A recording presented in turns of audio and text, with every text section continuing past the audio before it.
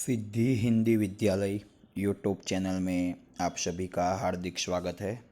विद्यार्थी मित्रों, आज हम कक्षा 9 विज्ञान और टेक्नोलॉजी विषय में चैप्टर 14 नैसर्गिक स्रोत के बारे में आगे अभ्यास करेंगे। पिछले वीडियो में हमने वायुमंडल की जो हवा होती है, गैस जो होती है, वो वायुमंडल के कंट्रोल में किस तरह योगदान देती है वो हमने जाना। आज हम अभ्यास करेंगे हवा की गति अर्थात पवन की सर्जन कैसे होती है उसके बारे में हम अभ्यास करेंगे। पवन कैसे सर्जित होता है उसके बारे में हम अभ्यास करेंगे। हम सब जानते हैं बच्चों कि जो गर्मी के दिन होते हैं, फिर शाम के समय और जो पवन की ठंडी लहर, और गर्मी के दिनों में जो शाम के समय हवा की ठंडी लहरें आती है, और गर्मी के कुछ दिनों के बाद बरसात आता है, जिससे हमें थोड़ी बेचैनी कम लगती है, मतलब राहत मिलती है, थोड़ी सहाय मिलती है गर्मी से। मतलब गर्म दिनों के बाद शाम के समय हवा की ठंडी लहरें आना और गर्म दिनों के कुछ दिन बाद बरसात आना तो हमें थोड़ा अच्छा लगता है। यह घटना क्यों होती है, मतलब गर्म दिन के बाद शाम के समय हवा की ठंडी लहरें क्यों उत्पन्न होती है, प्लस गर्म दिनों के बाद बरसात क्यों आता है। तो यह दोनों जो प्रक्रिया है वो प्रक्रिया वायु मतलब गैस गर्म होना, वायुमंडल में गैसों का गर्म होना और पानी की बाष्प बनना, ये दो प्रक्रिया के कारण यह जो गर्म दिनों के बाद ठंडे शाम के समय पर ठंडे पवन, और दूसरी बात कि गर्म हवामान, गर्म जलवायु की परिस्थिति के कुछ दिन बाद बरसात आना, ये दो प्रक्रिया के कारण होता है। नंबर 1 गैसों का गर्म होना और नंबर 2 पानी की बाष्प बनना। जब सूर्य के जो किरण होते हैं, वो पृथ्वी पर आते हैं, तब पृथ्वी की सतह पर पड़ते हैं, तो इसमें से कुछ एक किरणों का, जैसे कि बहुत सारे किरण आए, उसमें से कुछ एक किरणों का ये जमीन और जो तालाब होते हैं, मतलब जलाशय होते हैं, उनके द्वारा शोषण होता है। जमीन और जलाशय द्वारा शोषण होता है, और बाकी के अधिकतर विकिरणों का वापस क्या हो जाता है, परावर्तन, मतलब वापस वो किरण सूर्य की ओर चले जाते हैं। क्या कहा, सूर्य में से जो भी किरण आते हैं उसमें से कुछ एक किरणों का पृथ्वी की सतह और पृथ्वी पर जो जलाशय होते हैं उनके द्वारा शोषण होता है, और बाकी के लगभग अधिकतर किरणों का पृथ्वी की सतह द्वारा परावर्तन हो जाता है। ये जो परावर्तित किरण है, ये जो ऊपर जाने वाले किरण हैं, वो वायुमंडल को नीचे से गर्म करते हैं। जो ऊपर जाने वाले किरण हैं वो वायुमंडल को नीचे की ओर से गर्म करते हैं, जिसके कारण हवा में लहर मतलब पवन का सर्जन होता है। हवा के अंतर्गत लहर मतलब पवन का सर्जन होता है। ये जो परावर्तित किरण हैं वो ऊपर की ओर जाते हैं, और ऊपर की ओर जाते जाते तब वायुमंडल का जो नीचे का भाग है उसे गर्म करते जाते हैं। अभी एक नॉलेज है बच्चों, ये याद रखना है। जमीन जो होती है, जमीन और पानी, ये दो घटक में से जल्दी गर्म भी ये होती है, ये दोनों में से जल्दी गर्म भी ये होती है और जल्दी ठंडी भी ये होती है। समझे, जमीन और पानी, ये दोनों में से जमीन जल्दी गर्म भी होती है और जमीन जल्दी ठंडी भी होती है। जो समुद्री लहरें तो यहाँ दो प्रकार होते हैं, एक दिन के दौरान और एक रात्रि के दौरान। समुद्री लहरें दिन के दौरान क्या होगा और रात्रि के दिन के दौरान समुद्र पर की जो हवा होती है वो जमीन पर की हवा की तुलना में तेजी से गर्म होती है। तब समुद्र पर की जो हवा है, समुद्र और जमीन, ये दोनों हवा में से समुद्र पर की हवा और ज़मीन पर की हवा में से समुद्र पर की हवा जल्दी से गर्म होती है।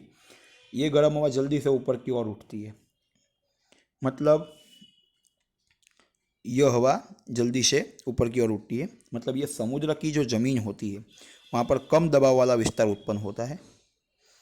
ठीक है, वहाँ पर कम दबाव वाला विस्तार उत्पन्न होता है। क्या कहा बच्चों? समुद्र पर की हवा, थोड़ी मिस्टेक हो गई बच्चों। यहाँ पर वापस से सवाल बोलते हैं कि समुद्र और ज़मीन ये दोनों की हवा में से समुद्र पर की जो हवा होती है वो धीमे धीमे गर्म होती है, क्योंकि हमने अभी थोड़ी देर पहले क्या बोला, पानी जल्दी गर्म होता है और ज़मीन जल्दी गर्म भी होती है और ज़मीन जल्दी ठंडी भी होती है। तो ये ज़मीन पर की हवा जो होती है ना वो जल्दी गर्म होती है और ये जल्दी से ऊपर की ओर उठती है। ये जल्दी से ऊपर की ओर उठी मतलब यहाँ पर कम दबाव वाला क्षेत्र उत्पन्न हुआ। यहाँ पर कम दबाव वाला क्षेत्र उत्पन्न हुआ।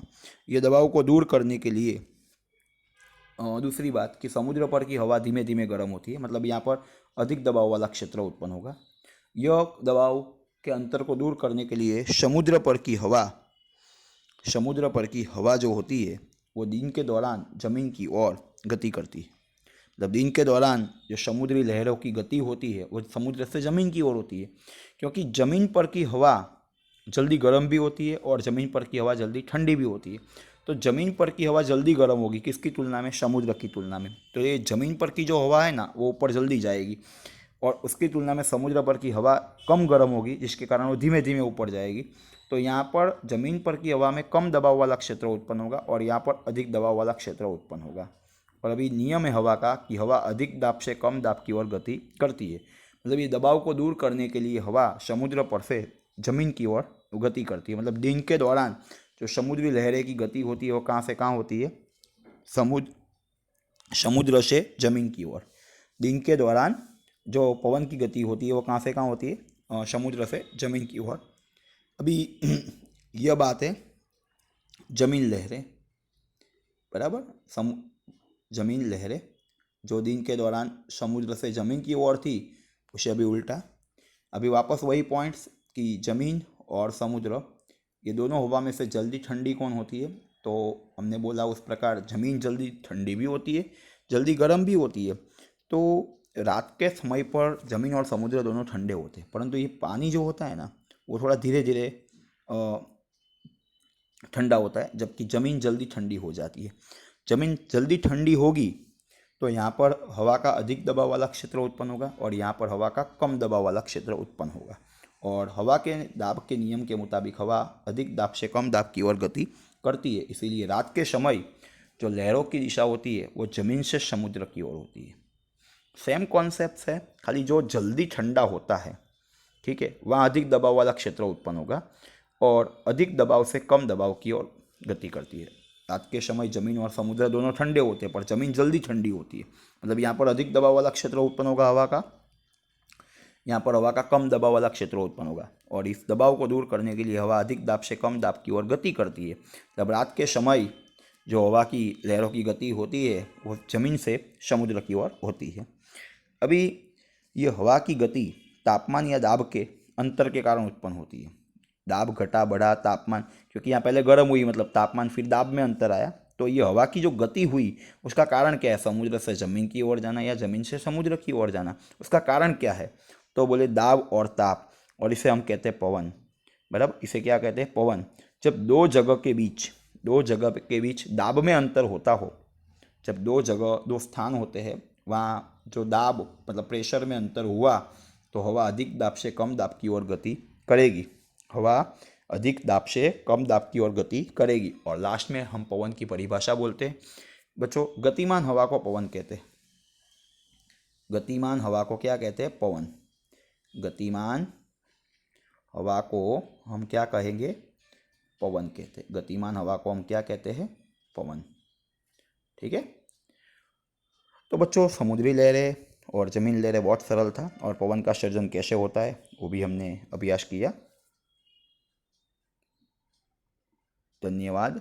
यदि ये वीडियो आपको पसंद आया हो तो इस वीडियो को लाइक कीजिएगा, अपने मित्रों को शेयर कीजिएगा, और इस सिद्धि हिंदी विद्यालय यूट्यूब चैनल को सब्सक्राइब जरूर कीजिएगा ताकि आने वाले वीडियो का नोटिफिकेशन आपको जल्द से जल्द मिलता रहे। धन्यवाद।